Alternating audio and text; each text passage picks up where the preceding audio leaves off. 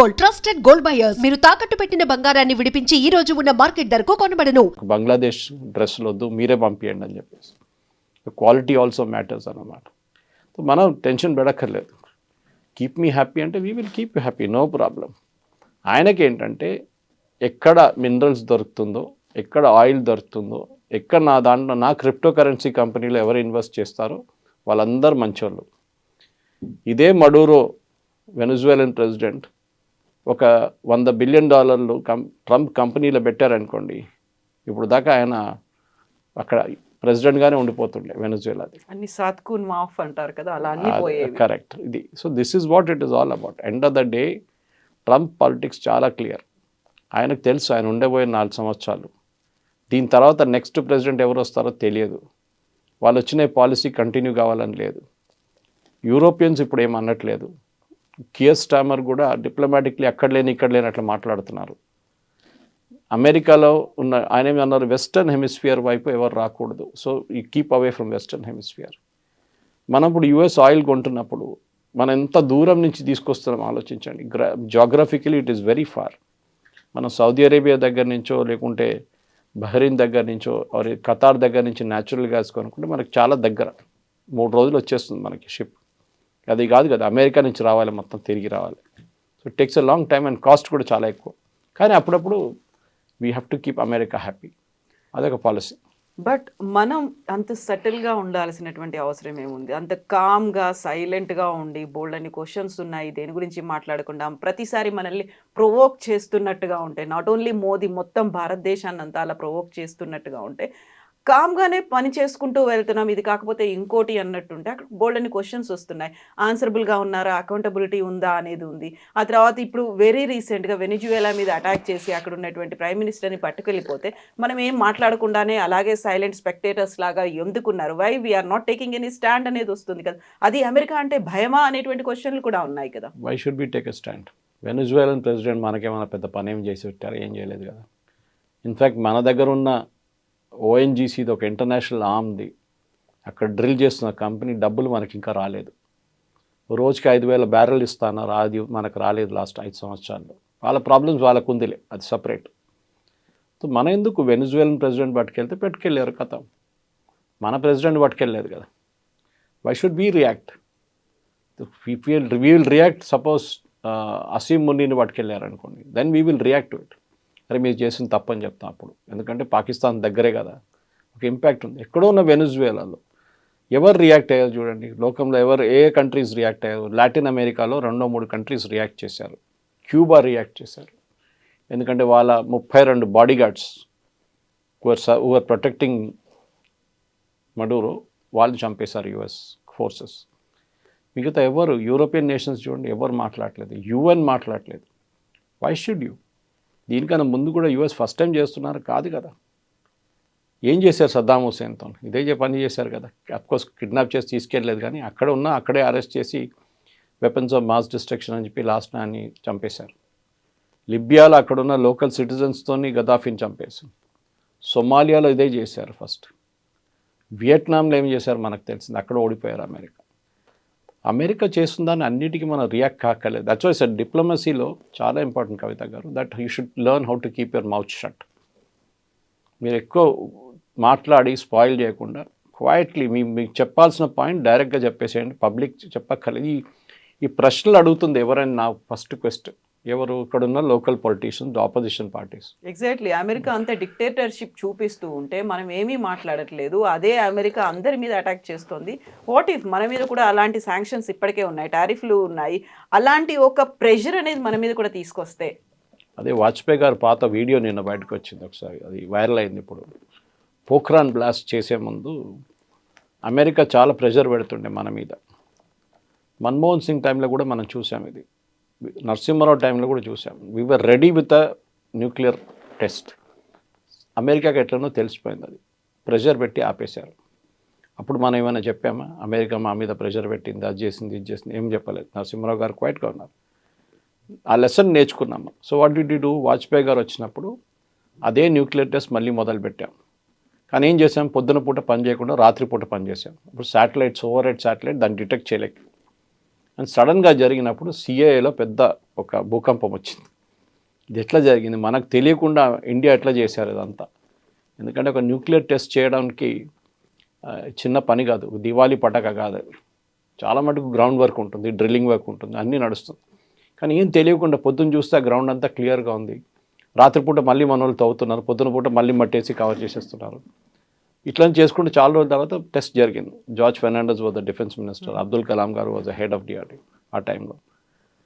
వాజ్పేయి గారు చెప్పారు స్ట్రెంగ్త్. ఎందుకంటే నాకు అప్పుడు కూడా స్వామి వివేకానంద ఒక కోట్ గుర్తొస్తుంది. స్వామి వివేకానంద అన్నారు, ఇప్పుడు చాలా సంవత్సరాలు ఉంది ఆయన ఉన్నప్పుడే, దట్ స్ట్రెంగ్త్ ఇస్ రెస్పెక్టెడ్. ఎవరైనా హూ హెస్ గాట్ స్ట్రెంగ్త్ వాళ్ళని రెస్పెక్ట్ చేస్తారు, వీక్ ఉన్న వాళ్ళని ఎవరు పట్టించుకోరు. దాన్ని మీరు లా ఆఫ్ ద జంగిల్ కూడా అని చెప్పొచ్చు. లా ఆఫ్ ద జంగిల్ చాలా క్లియర్. అక్కడున్న వీక్ ఉన్న యానిమల్స్ని పులి తినేస్తుంది, లేకుంటే సింహం తినేస్తుంది. మనం చెప్పొచ్చు అరే పాపం ఎందుకు చేస్తున్నారు, అది కూడా ఉంటే అది కూడా యానిమలే కాదంటే కాదు. That's a law of the jungle. The strongest will survive. So మన స్ట్రెంగ్త్ మనం పెట్టుకొని చాలా మటుకు ఎక్కడో ఏదో జరిగితే మనం కామెంట్ చేయక్కర్లేదు. ఓకే, మడూరా హెస్ డన్ అస్ నో ఫేవర్. ఒకటే ఫేవర్ ఏంటంటే సత్యసాయిబాబా డివోటీ ఉండే, వాళ్ళ wife was more of a devotee. పెళ్ళి కన్నా ముందు కూడా వచ్చి కలిసి వెళ్ళారు సత్యసాయిబాబాతో. దాని తర్వాత వాళ్ళ ప్రెసిడెన్షియల్ ప్యాలెస్లో కూడా పెద్ద ఒక ఫోటో ఉందంట. అంతే, that is only Indian connection he has. ఆఫ్రికాలో చాలా డిక్టేటర్స్ ఉన్నారు కదా కవిత గారు, పెద్ద పెద్ద డిక్టేటర్. ఇది అమీన్ నుంచి మనం చూసుకుంటూ వస్తున్నాం. ఇటువైపు తక్కువనా? లాటిన్ అమెరికాలో అయితే ఫుల్ ఆఫ్ డిక్టేటర్స్. డానియల్ ఆర్టెగా నుంచి మీరు ఫిడెల్ కాస్ట్రో ఉన్నారు ముందు. మనం ఎందుకు నేమ్ చేయాలి? ఇప్పుడు కమ్యూనిస్ట్ వాళ్ళు ఒక ప్రెస్ నోట్ తీశారు మొన్న, దట్ అది ఇది లెఫ్టిస్ట్ అది అని చెప్పి. లాస్ట్ భారతదేశం దీన్ని ఖండించాలి, ఖండించి ఏం చేసుకుంటామండి? ఎవడు పట్టించుకోరు. ఎక్కడో సాలిడారిటీ అనేది ఏం డస్ట్బిన్లో పడేస్తారు, ఎవరు చూడరు కూడా. What America doesn't care, world doesn't care. దానికోసం యూకే ఏమన్నారు, యూకే ప్రైమ్ మినిస్టర్ చేసిన తప్పే కానీ okay let us forget it. ఎందుకంటే మడూరో is not a Jesus Christ. ఆయన చేసిన పనులు మనందరికి తెలిసిందే. అట్లాంటి చాలామంది డిక్టేటర్, పినోషే ఉన్నారు చిలేల ముందు. నేను స్కూల్లో చదువుతున్నప్పుడు నాకు గుర్తుంది. ఆ టైం నాకు ఒక పెన్ ఫ్రెండ్ ఉండే అక్కడ. ఆయన దట్ అబ్బాయి used to send me stamps, అక్కడ జరుగుతున్న అత్యాచారాల గురించి రాస్తుండే. So I was wondering how is able to do it. నేను అప్పుడు హై స్కూల్లో ఉన్నాను ఆ టైంలో. అట్లాంటి పరిస్థితి నుంచి ఆఫ్రికా నుంచి చూడండి, లాటిన్ అమెరికా చూడండి, అన్స్టేబుల్ రెజ్యూమ్స్ ఉంటుంది అక్కడ అన్ని. కొలంబియా తక్కువనండి కవిత గారు, వీళ్ళకంటే పెద్ద ప్రాబ్లం కొలంబియా. ప్రెసిడెంట్ ట్రంప్ కొలంబియాతో డీల్ చేస్తారు, తర్వాత చేస్తారు డెఫినెట్గా. ఇరాన్లో ఏం జరుగుతుంది? ఇరాన్లో ఉన్న అయత్తోళ్ళు చేసిన గొడవ, అక్కడ వాళ్ళ ప్రజల మీద చేస్తున్న ఫైరింగ్ అంతా ఈసారి ఎందుకు జరగట్లేదు? ఇప్పుడు జరుగుతున్న ప్రొటెస్ట్లో వాళ్ళ ప్రెసిడెంట్ అంటున్నారు కరెక్ట్, ఒక ప్రాబ్లం ఉంది, మన రియాల్ మొత్తం డివాల్యూ అయిపోయింది, అసలు ద వర్త్లెస్ పేపర్. కానీ నేనేం చేయలేను, నీళ్ళు లేదు నేనేం చేయలేను, ఫ్యూయల్ షార్టేజెస్ ఉంది నేనేం చేయలేను, మీరందరూ కొంచెం ఓపిక ఉంచుకొని చేద్దామేమన్నా మనం. ఆ స్టేట్కి వచ్చేసారన్నమాట. ఎందుకంటే అమెరికన్ ప్రెసిడెంట్ డొనాల్డ్ ట్రంప్ ఒక వార్నింగ్ ఇచ్చారు, వీఆర్ లాక్డ్ అండ్ రెడీ. అంటే గన్ లాక్ చేసి వీఆర్ రెడీ, అంటే మిమ్మల్ని కూడా కావాలంటే దించేస్తాం. ఆల్రెడీ షా ఆఫ్ ఇరాన్ కొడుకు, old Shah of Iran Pahlavi కొడుకు మొన్న స్టేట్మెంట్ ఇచ్చారు that we should bring back democracy to Iran. మా ఇరాన్లో ఎప్పుడు డెమోక్రసీ లేకుండే, ఈవెన్ షా ఆఫ్ ఇరాన్ ఉన్నప్పుడు డెమోక్రసీ లేకుండే. It is far more liberal regime. అక్కడ కూడా ఒక చేంజ్ ఆఫ్ రెజ్యూమ్ రావబోతుంది. సో మనం దీని గురించి ఫస్ట్ టైం వింటున్నప్పుడు ఆలోచిస్తారు, ఇది ఫస్ట్ టైం చాలా ఘోరమైంది, చాలా బాగా. ఆర్టెగాతో ఏం చేశారండి, డానియల్ ఆర్టెగా నికరాగుతో ఇదే పని చేశారు కదా. ఇట్లాంటి చాలా మటుకు యూఎస్ కిడ్నాప్ చేసి తీసుకెళ్ళిన చాలామంది ఉన్నారు నేతలు. కానీ అదంతా మన హిస్టరీలో మర్చిపోయాము. ఇప్పుడు ఈ టెలివిజన్ ఏజ్లో, సోషల్ మీడియా ఏజ్లో మనకి ఇదంతా బయటకు వస్తుంది. లేకుంటే ఆయన్ని పట్టుకెళ్ళే ఫోటో కానీ ఎక్కడైనా కానీ, సద్దాం హుసేన్ ఫోటో మీకు ఎక్కడైనా కనిపించింది? ఏదో అక్కడెక్కడ 2-3 వీడియోలు కనిపిస్తుంది అంతే. ఆ టైంలో సోషల్ మీడియా లేకుండే. గద్దాఫీ ఫోటోలు అయితే అస్సలు కనిపించదు మీకు. ఇక్కడ ఎందుకంటే ఆయన యూఎస్ షిప్లో తీసుకెళ్తున్నాడు, నేవల్ షిప్ తీసుకెళ్తున్నా, ఆ ఫోటో పట్టినప్పుడు అది వైరల్ అయిపోయింది వీడియో. దాంతో ఇప్పుడు కోర్టులో ప్రొడ్యూస్ చేస్తున్నాం, మళ్ళీ ఆ వీడియో వైరల్ అవుతుంది. మార్క్ మై వర్డ్స్ కవిత గారు, 1 నెల తర్వాత 2 నెలల తర్వాత ఏం జరిగింది వెనజువేలా అని మన ప్రజలందరూ మర్చిపోతారు. We will be back to our daily lifes. మన ప్రాబ్లమ్స్, మన ఇష్యూస్, మన కంట్రీ ప్రాబ్లమ్స్ మనం మాట్లాడుకుంటా. కానీ ఎక్కడో ఉన్న వెనిజువేలా ప్రాబ్లం మనకి అసలు నో కాంటెక్స్ట్ అన్నమాట దానికి. ఈ మధ్యన వెనిజులా మీద విపరీతమైన కోపం ట్రంప్ పెట్టుకున్నాడు. దానికి ప్రధానమైన కారణం తనకు రావాల్సినటువంటి నోబెల్ పీస్ ప్రైజ్ని అక్కడే ఉన్నటువంటి మచాడోకి వెళ్ళింది కాబట్టి వెనిజులా మీద విపరీతమైన కోపం ఉంది అనేది. అదొకటేనా లేకుంటే కేవలం ఆయిల్ అని ఉంది దానికోసమని ఇంత ప్రెషర్ పెట్టారంటారా? దానికోసం మనం మాట్లాడే ముందు కూడా చెప్పాను నేను ఆయిల్ గురించి. ఇరాక్లో ఎందుకు వెళ్ళారు మన అందరు గుర్తుంటే, ఇరాక్లో వెళ్ళి సద్దాం హుసేన్ని వెపన్స్ ఆఫ్ మాస్ డిస్ట్రక్షన్ అని చెప్పి నేటో ఫోర్సెస్ వెళ్ళి ఆయన్ని అరెస్ట్ చేసి ఆయన్ని ట్రయల్ చేసి ఆయన ఉరి తీశారు. ఎందుకు వెళ్ళారంటే ఆయిల్ కోసం వెళ్ళారు అంతే. అక్కడ క్రూడ్ ఆయిల్ ఉంది. నైజీరియాకి కూడా అదే వెళ్ళారు, ఎందుకంటే నైజీరియా దగ్గర ఆయిల్ ఉంది, వెనిజువేలా దగ్గర కూడా ఆయిల్ ఉంది. ప్రాబ్లం ఎక్కడ వచ్చిందంటే వెనిజువేలాలో హ్యూగో షావేజ్ వచ్చాక before Maduro they was Hugo Chavez who was the president. ఈయన గురుగారు ఆయన దానికని చేసిన ఆయన చేసిన అత్యాచారాలు కౌంటే లేదు. వేలాది మందిని చంపారు ఆయన కూడా. ప్రజలు చాలామంది ఆల్మోస్ట్ ఐ థింక్ 70,000 మంది వెనిజువేలా నుంచి పారిపోయి చాలా దేశాలకు పారిపోయారు. ఓకే, అక్కడ తట్టుకోలేక అనమాట. అక్కడ ఉన్న కల్చర్, గవర్నమెంట్ వాళ్ళ మీద క్రాక్ డౌన్ కానీ అరెస్ట్ చేయడం, చంపేయడం, ఎక్స్ట్రా జ్యుడిషియల్ కిల్లింగ్స్. సో దానికన్నా ముందు అమెరికా చాలా మట్టుకు అక్కడ ఉన్న లాటిన్ అమెరికాలో ఉన్న డిక్టేటర్స్ని చాలామందిని వాళ్ళు ఎంకరేజ్ చేశారు. దాని హిస్టరీ సపరేట్ ఉంది. కెనడీ టైం నుంచి చూసుకుంటూ వస్తే మీరు ఈ హ్యూగో షావేజ్ వచ్చే ముందు అక్కడ వెనిజువేలాలో ఉన్న ఆయిల్ కంపెనీస్ అంతా అమెరికన్ కంపెనీస్ నడిపిస్తుంటాయి. అంటే వెనిజువేలా దగ్గర ఉన్న oil 330 billion barrels, which is higher than Saudi Arabia. కానీ they are not the number 1 producer, number 26 ఎంతో ఉన్నారు ప్రొడ్యూసర్. ఎందుకంటే వాళ్ళ దగ్గర ఎక్విప్మెంట్ లేదు ఆయిల్ డ్రిల్ చేసి బయటకు తీయడానికి. నేను చెప్పాను చూడండి, it's very heavy oil Venezuelan oil.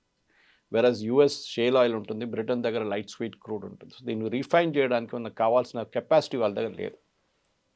Drill చేసి బయటికి తీయడానికి ఉన్న కెపాసిటీ కూడా లేదు. పాత ఎక్విప్మెంట్ ఉంది వాళ్ళ దగ్గర, రష్యన్ టైం నుంచి ఉన్న ఎక్విప్మెంట్ ఉంది. దాని తర్వాత చైనీస్ వాళ్ళు ఏదో తీసుకొచ్చి పెట్టారు, అది కూడా పనిచేయట్లేదు. సో అప్పుడున్న అమెరికన్ కంపెనీస్ షెవ్రాన్ ఉండొచ్చు, ఎక్సాన్ మొబైల్ ఉండొచ్చు, వీళ్ళందరూ ఆ టైంలో చాలా డబ్బులు పెట్టి ప్రాస్పెక్ట్ చేసేసి ఆయిల్ డ్రిల్లింగ్లో మనకు అందరు తెలిసిందే. ఇప్పుడు మన బోర్వెల్ లాగానే తవ్వుతే నీళ్ళు వస్తుందో లేదో తెలియదు, వస్తే మంచిది. 100 ఆయిల్ విల్ డ్రిల్ చేస్తే, ప్రాస్పెక్ట్ చేస్తే దాంట్లో 10లో ఆయిల్ కనిపిస్తుంది, 5 నుంచి ఆయిల్ ఎక్స్ట్రాక్ట్ చేసుకోవచ్చు కమర్షియల్గా. కానీ ఆ 90 విల్స్ కాస్ట్ ఎవరు? అది వీళ్ళే సాధించాలి, వీళ్ళ పైపు నుంచే పోతుంది, లాస్ అది. కానీ ఒక లార్జర్ చూస్తే over a period of time దాన్ని గెయిన్ చేస్తా అనుకున్నా. కానీ హ్యూగో షావేజ్ వచ్చిన తర్వాత ఈ అమెరికన్ కంపెనీ ఇంత బిలియన్స్ ఆఫ్ డాలర్స్ డబ్బులు పెట్టి ప్రాస్పెక్ట్ చేసేసిన ఆయిల్ ఓవర్ నైట్ ఆయన నేషనలైజ్ చేసేసారు. ఇది చాలా దేశాల్లో జరిగింది అదే టైంలో. ఈవెన్ ఇందిరాగాంధీ గారు మన ఇండియాలో ఉన్న బ్యాంక్స్ని నేషనలైజ్ చేసింది అంతే. ఎందుకంటే ఆంధ్ర బ్యాంక్ అని, సిండికేట్ బ్యాంక్ అని, కెనరా బ్యాంక్ అని, పంజాబ్ నేషనల్, వీళ్ళందరూ ప్రైవేట్ బ్యాంక్స్ ఉండే ఇండియాలో. ఐసిఐసిఐ, హెచ్డిఎఫ్సి ఇప్పుడు వచ్చాయి కదా లాస్ట్ 20-25 ఇయర్స్లో. దానికన్నా ముందు మన దగ్గర ప్రైవేట్ బ్యాంక్సే ఉండే. ఇండిపెండెన్స్ టైంలో ఈ చెప్పిన కాంగ్రెస్ లీడర్స్ అందరూ దాన్ని ఎంకరేజ్ చేశారు, ప్రైవేట్ బ్యాంక్స్ని చాలా బాగా నడిపించారు వాళ్ళు. సో ఆ బ్యాంక్స్ కూడా ఇందిరాగాంధీ గారు నేషనలైజ్ చేశారు. టాటా వాళ్ళ ఎయిర్ ఇండియాని కూడా నేషనలైజ్ చేసేసింది ఆమె. హెచ్ఏఎల్ అది కూడా నేషనలైజ్ చేసేసింది, అది కూడా ప్రైవేట్ కంపెనీ ఉండే ముందు, హీరాచంద్ గ్రూప్ ఉండే. సో అట్లాంటి పరిస్థితి ఈవెన్ వరల్డ్ వైడ్ ఒక సోషలిస్ట్ యాంగిల్ వచ్చేసింది అన్నమాట. Indira Gandhi was also following socialism. ఆమెకు చాలా ఫేవరెట్ ఉండే 5-year ప్లాన్, రష్యన్ సిస్టమ్ చాలా అనుకుంది ఆమె. This is the right way to do it అని తర్వాత తెలిసింది మొత్తం ఫ్లాప్ షో అయిపోయిందని.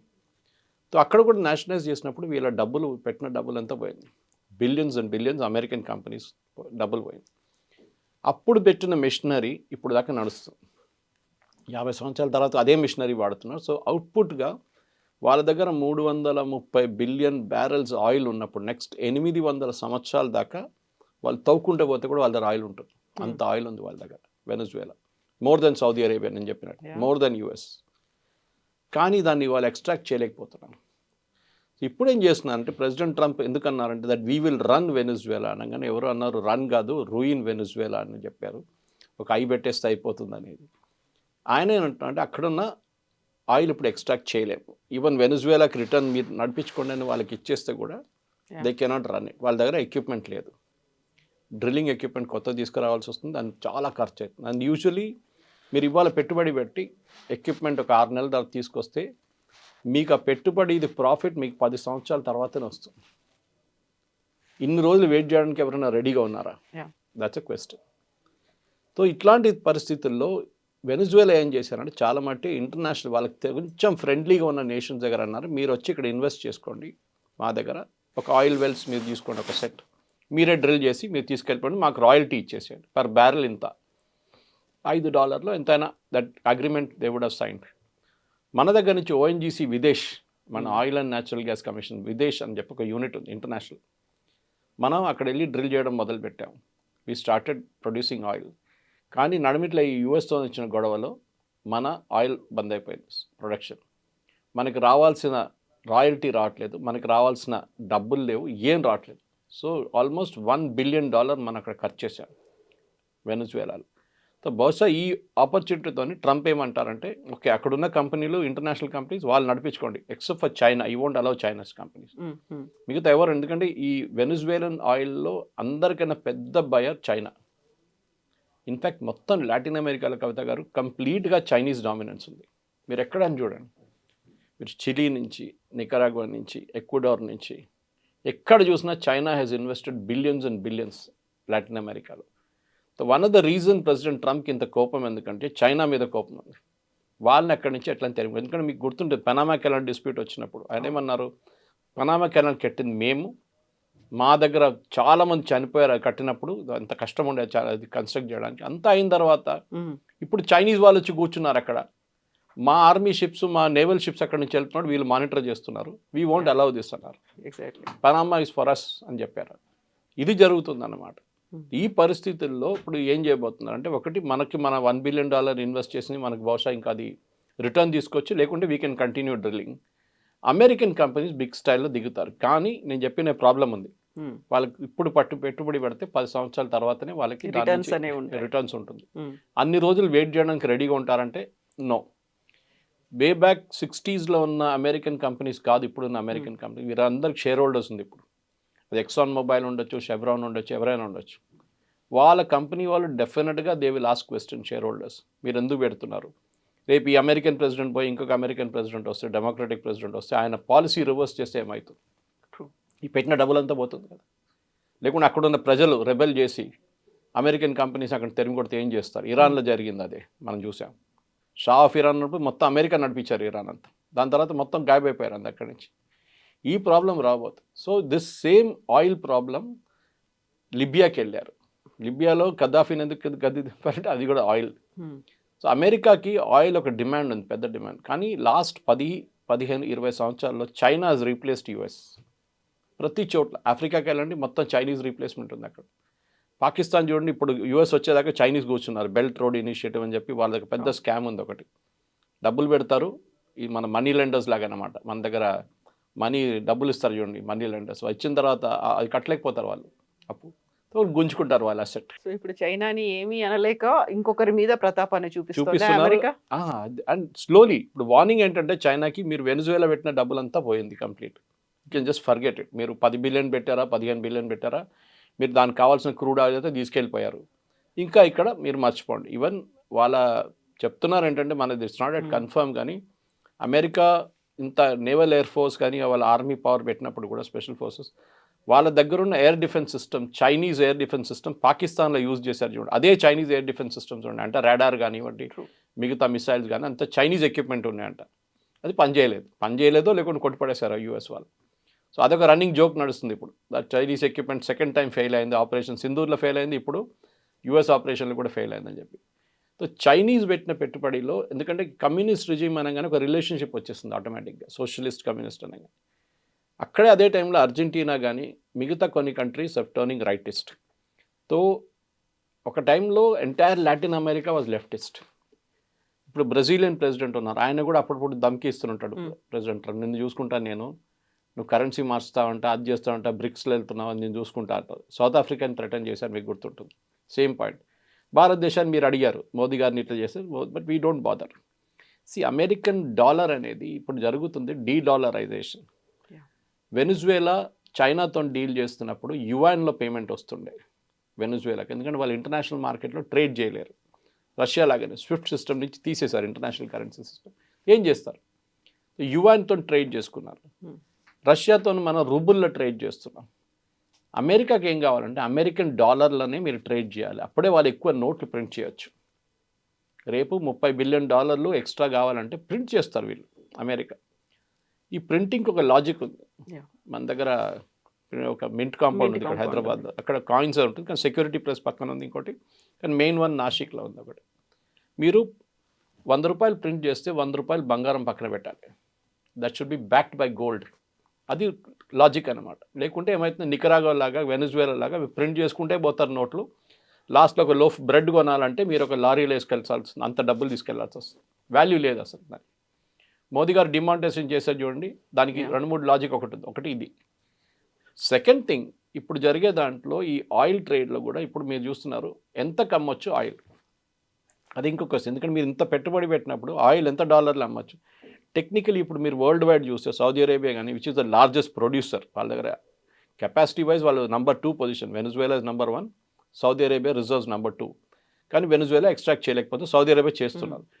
మినిమం మీరు ఎక్స్ట్రాక్ట్ చేసి బయటికి తీసుకొచ్చి షిప్లో వేసేటప్పటికి $35 నుంచి $40 అవుతుంది. That is the cost of extraction. దాని తర్వాత షిప్లో పంపించేస్తారు, రిఫైనింగ్ ఇంకోటి తలకాయ వాడు చూసుకుంటాడు. జామ్నగర్ కానీ మిగతా ఎవరైనా కానివ్వండి, మిగతా చాలా కంపెనీ, అరామ్కో ఉన్నారు అక్కడ కూడా సౌదీ అరేబియాలో, దే కెన్ రిఫైన్ ఇట్ కావాలంటే. కానీ $40 కన్నా తక్కువ అమ్మితే లాస్, 40 కూడా కాదు, 50 కన్నా తక్కువ అమ్మితే లాస్. దట్ ఈస్ వై మన రష్యా దగ్గర నుంచి కొనుక్కుంటాం. అన్నిటికంటే పెద్ద హిట్ అయింది సౌదీ అరేబియా. వాళ్ళ దగ్గర వాళ్ళు మనకి $70 అమ్ముతుండే ఒక బ్యారల్, $70 నుంచి $80. ఇప్పుడు ఏమైంది, now they are not able to sell to India. భారతదేశాన్ని అమ్మలేకపోతారు, వాళ్ళు ప్రెషర్ పెడుతున్నారు యూఎస్ మీద. ఇప్పుడు ఆలోచించండి, connect the dots now. President Trump is not speaking for US. మీరు రష్యా దగ్గర నుంచి బంద్ చేస్తే మీరు ఎక్కడి నుంచి కొనాలి? ఐదర్ ఈ బై ఫ్రమ్ యూఎస్ ఆర్ ఈ buy from Saudi Arabia. Saudi Arabia నుంచి కొంటే మళ్ళీ మనకు $70 వచ్చేసి మన రేట్లు పెరిగిపోతుంది మన దగ్గర. ఇది ఇంటర్నేషనల్ పాలిటిక్స్లో జరుగుతుంది. మన ఒక పెద్ద నెక్సెస్ ఉంది ఏంటి, ఎందుకంటే మళ్ళీ సౌదీ అరేబియా F-35 కొనాలంటే వాళ్ళ దగ్గర డబ్బులు ఉండాలి. F-35 కొనాలంటే డబ్బులు ఉండాలంటే వాళ్ళు ఆయిల్ అమ్మాలి. ఆయిల్ అమ్మాలంటే మనలాంటి, ఎందుకంటే వరల్డ్లో number 2 top most consumers of oil China and India. China ఇప్పుడు ఏం చేస్తున్నాం, నేను చెప్పినట్లు వాళ్ళు ఎక్కడ దొరికితే అక్కడి నుంచి కొనేసుకుంటున్నారు. నైజీరియా నుంచి, వెనజువేలా నుంచి ఏ కంట్రీ వాళ్ళకు సహాయం చేస్తుందో వాళ్ళ దగ్గర నుంచి కొంటున్నారు. They are dictating the rates and terms. మనం చేయలేకపోతున్నాం, ఎందుకంటే మనకి అంత పెట్టుబడి పెట్టడానికి మన దగ్గర కెపాసిటీ లేదు. రెండోది మనకి ఇంట్రెస్ట్ కూడా లేదు, ఎందుకంటే రిస్కీ అది అంతా. ఇప్పుడు చూసాం వెనజువేలా ఇంత పెట్టిన తర్వాత ఒక్కరోజు రాత్రి కాదు పోయింది మొత్తం వాళ్ళ ఇన్వెస్ట్మెంట్ అంతా. మనం పెట్టిన $1 బిలియన్ మనకి ఇచ్చేసేయండి, మనం హ్యాపీగా వచ్చేస్తాం మన రిటర్న్ అక్కడి నుంచి, వెనజువేలా నుంచి. ఓవరాల్గా the entire thing is oil politics. దాంట్లో ఈ Venezuelan oil is the most crucial, ఎందుకంటే దాన్ని ఎక్స్ట్రాక్ట్ చేసి హెవీ ఆయిల్ని ప్రాసెస్ చేయడానికి యూఎస్లో towards Canadian side heavy oil, ఈ క్రూడ్ ఆయిల్ ప్రాసెసింగ్ చేసే చాలా మటుకు రిఫైనరీస్ ఉందన్నమాట. అది ప్రాసెస్ చేయలేకపోతున్నారు వీళ్ళు, ఎందుకంటే ఆ ప్లాంట్స్ అన్నీ ఇప్పటిదాకా మూతపడి ఉండే. Because Canadian crude is also heavy crude like Venezuela. So వరల్డ్లో top 3 producer Saudi Arabia, Venezuela was a producer, Russian oil మొత్తం బ్లాక్, వెనజువేలా ఆయిల్ మొత్తం బ్లాక్. ఇప్పుడు మిగిలిందంతా Saudi Arabia and plus Gulf countries. ఇప్పుడు అక్కడి నుంచి కొనాల్సింది. Don't be surprise Kavitha garu, రేపు ఈ వెనజువేలా ఆయిల్ నెక్స్ట్ 2 సంవత్సరాలు బయటికి రాకపోతే అందరికన్నా ఎక్కువ ప్రాఫిట్ సంపాదించేది ఈ గల్ఫ్ కంట్రీస్.